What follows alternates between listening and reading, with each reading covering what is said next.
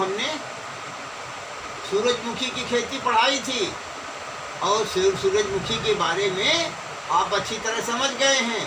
यदि कोई किसी प्रकार की शंका हो तो पूछ लीजिए। अब इसकी अगली फसल आज हम आपको कपास की खेती पढ़ाने जा रहे हैं, फार्मिंग ऑफ दी कॉटन। इसका वानस्पतिक नाम गॉसिपियम स्पीसीज है और इसकी फैमिली जो है मालवेसी है और इसका उत्पत्ति स्थान जो है वो भारत है। कपास खरीफ ऋतु में बोई जाने वाली रेशे की अत्यंत महत्वपूर्ण फसल है। सूती कपड़े का यही एकमात्र साधन है। कपास की खेती हमारे देश में आदिकाल से होती आई है और ऋग्वेद में कपास का अनेक स्थानों में वर्णन आता है। मनुस्मृति में भी कपास का प्रसंग है। ऐसा प्रतीत होता है कि ऋग्वेद के समय से बहुत समय पूर्व ही से हमारे देश में कपास की खेती होती आ रही होगी। 200 वर्ष पूर्व पश्चिम देश कपास का नाम तक नहीं जानते थे। कपास के बीज में तेल की मात्रा 15 से 20% तक होती है। अब देखिए भारतीय कपास का वर्गीकरण, क्लासिफिकेशन ऑफ इंडियन कॉटन। तो खेती करने उगाई जाने के लिए कपास कल्टीवेटेड कॉटन को 4 मुख्य भागों में बांटा गया है। तो इसमें पहला समझिए आप गॉसिपियम हिर्सुटम। गॉसिपियम हिर्सुटम हमारे देश में इस वर्ग की कपास की अमेरिका कपास के नाम से पुकारा जाता है। हमारे देश में उगाई जाने वाली प्रमुख किस्में F414, H777, SH131 इत्यादि इस वर्ग की हैं। दूसरा है गॉसिपियम बार्बाडेंस। इस वर्ग की कपास हमारे देश में मिस्री कपास यानी इजिप्शियन कॉटन के नाम से प्रसिद्ध है। इंड्रूस नामक कपास इस वर्ग में सम्मिलित है। इस कपास का रेशा बहुत लंबा होता है। इसी जाति का सिंध यानी पाकिस्तान में बड़े पैमाने पर उगाया जाता है। अब देखिए तीसरा है गॉसिपियम हर्बेसियम। कपास की इस वर्ग में से फ्रूटेसेंस नामक जाति हमारे देश में पश्चिमी किनारे पर कच्छ से लेकर चेन्नई तक के क्षेत्र में उगाई जाती है। बगद, ललियो, ब्रोंज, कांची एवं कुम्टा इत्यादि जातियां इस वर्ग में आती हैं। और चौथा समझिए, ये बहुत ध्यान से समझिएगा, गॉसिपियम अर्बोरियम। इस वर्ग की कपास हमारे देश में बड़े पैमाने पर उगाई जाती है। इसे 3 किस्मों में विभाजित किया जा सकता है। पहला है वैरायटी टिपिकम।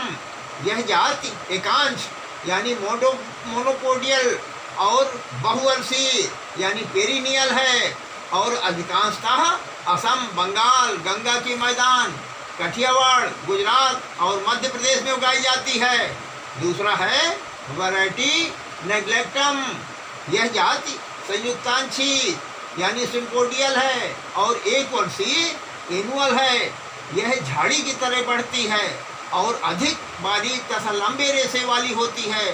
यह जात भी असम, बंगाल, गंगा के मैदान, राजस्थान, मध्य प्रदेश, गुजरात, काठियावाड़ में पाई जाती है। और इसी प्रकार से वैरायटी सरनम है, तीसरे नंबर पर ध्यान दीजिएगा। यह जात भी संयुक्तांशी और 1 वर्षीय होती है। यह रूखे रुए वाली होती है, मध्यम लंबाई के रेशे की होती है, लेकिन यह रेशा अपेक्षाकृत बारीक होता है। यह जाति मुख्यतः पूर्वी बंगाल और असम में उगाई जाती है। देसी कपास के अंतर्गत गॉसिपियम अर्बोरियम तथा गॉसिपियम हर्बेसियम जातियां हैं, जबकि अमेरिकन कपास के अंतर्गत गॉसिपियम हिर्सुटम तथा गॉसिपियम बार्बाडेंस आती हैं। तो इस प्रकार से आपने इसके बारे में समझ लिया। अब आप इसकी जो है थोड़ा सा और ध्यान दीजिए क्षेत्रफल के बारे में। हमारे देश में कपास की खेती महाराष्ट्र में सबसे बड़े क्षेत्र में होती है। इसके बाद आंध्र प्रदेश, हरियाणा, गुजरात, कर्नाटक, मध्य प्रदेश और पंजाब का नंबर आता है। कपास के प्रति हेक्टेयर उत्पादन की दृष्टि से पंजाब राज्य देश भर में अग्रणी है। अब आप समझिए कि उत्तर प्रदेश में कपास के प्रमुख क्षेत्र ये तो नगण्य हैं। उत्तर प्रदेश में विभिन्न मंडलों में कपास की खेती 90 दशक से की जा रही है, परंतु जब पश्चिमी उत्तर प्रदेश में कपास की खेती नाम मात्र को रह गई है। कपास के खेती प्रदेश के प्राय पश्चिमी क्षेत्र में सीमित है, जहाँ की मेरठ मंडल में कपास का क्षेत्रफल सबसे अधिक है। आगरा मंडल का दूसरा नंबर आता है। कपास अधिकांशतः सिंचित क्षेत्रों में ही उगाई जाती है। हमारे राज्य में बुलंदशहर जिले में कपास की खेती सबसे अधिक क्षेत्रफल में होती है। इसके बाद क्रमशः अलीगढ़, मथुरा और मेरठ का नंबर आता है। अधिक क्षेत्रफल में कपास उगाने वाले अन्य जिले मुजफ्फरनगर, सहारनपुर और एटा हैं। जलवायु समझिए, देखिए कपास एक उष्णकटिबंधीय फसल है। कपास की प्रारंभिक बढ़वार की अवस्था में उच्च तापमान व पर्याप्त नमी की आवश्यकता होती है तथा बाद की अवस्था में कम वातावरण व अपेक्षाकृत ठंडी रातों की आवश्यकता होती है। ये ताप की दशाएं वनस्पतिक वृद्धि पर रोग के साथ गूलर बनने को प्रोत्साहित करती हैं।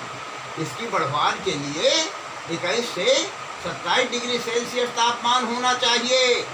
अब वर्षा देखिए, रेनफॉल उन सभी स्थानों पर जहाँ की वार्षिक वर्षा 50 सेंटीमीटर से 100 सेंटीमीटर तक होती है, कपास की खेती सफलतापूर्वक की जा सकती है। यद्यपि 200 सेंटीमीटर से भी अधिक वर्षा की अवस्था में कपास की खेती की जाती है, परंतु 100 सेंटीमीटर से अधिक वर्षा की अवस्था में अच्छे गुणों वाला उत्पादन नहीं होता है। अधिक नमी के कारण फसल में कीट पतंगों तथा बीमारियों का प्रकोप अधिक होता है। गूलरों बाल्स में रेशा बनने के समय हल्की वर्षा होने पर प्रति बिनौला की संख्या बढ़ जाती है तथा कपास में रुई उत्पादन बढ़ जाता है। तापमान समझिए, टेम्परेचर कपास के लिए तापमान की न्यूनतम सीमा 15 डिग्री सेंटीग्रेड है। इससे कम तापमान पर पौधों से गूलर बाल्स और फूल झड़ जाते हैं। इसी प्रकार से 40 डिग्री सेंटीग्रेड से अधिक तापमान होने पर कपास की फसल पर बहुत हानिकारक प्रभाव पड़ता है। पौधों की वृद्धि के समय 21 से 27 डिग्री सेंटीग्रेड तापमान सबसे उत्तम रहता है। पौधों पर गूलर बाल्स बनते समय दिन का तापमान 20 से 30 डिग्री सेंटीग्रेड तथा ठंडी रातें सबसे उत्तम होती हैं। फूल आने के समय तेज हवा का चलना अधिक हानिकारक होता है। फसल की चुनाई के समय शुष्क वायुमंडल तथा चमकती धूप का कपास के गुणों पर अच्छा प्रभाव पड़ता है। इस समय वर्षा होने पर कपास के गुणसूत्र खराब हो जाते हैं। भूमि देखिए, सॉइल कपास की खेती के लिए उचित जल निकास वाली तथा उपयुक्त जल धारण क्षमता वाली भूमियों की अच्छी सिद्ध हुई हैं। भारत में कपास मुख्यतः काली मिट्टी, black soil, black cotton soil, जलोढ़ मिट्टी, एल्यूवियल सॉइल, लाल मिट्टी, रेड सॉइल और लेटराइट मिट्टी में उगाई जाती हैं। इनमें कपास की काली मिट्टी का क्षेत्र मध्य और दक्षिणी भारत में है। और एक बात और समझ लीजिए कि अधिक क्षारीय भूमि में कपास की खेती के लिए उपयुक्त नहीं है, परंतु यह हल्की अम्लीय और क्षारीय भूमियों में उगाई जा सकती है, जिनका पीएच मान 5.5 से 8.5 तक हो। अब आप प्रश्न लिखिए, जिसका उत्तर लिख करके आपको हमारे पास भेजना है। कपास की खेती के लिए सबसे पहले तो आप लिखिए इसकी कपास की मुख्य कितने भागों में बांटा गया है। आप जानते हैं कि खेती करने के लिए उगाई जाने वाली कपास की को हमने बताया था कि 4 भागों में बांटा गया है। तो जरा आप भी तो बताइए लिख करके कि कौन कौन बांटा गया है। और साथ में आप जो है इसका उत्तर प्रदेश में कपास उत्पादन के प्रमुख क्षेत्र लिखिए। प्रश्न नंबर 2 लिखिए, कपास की खेती के लिए जलवायु एवं भूमि के संबंध में लिखिए। धन्यवाद।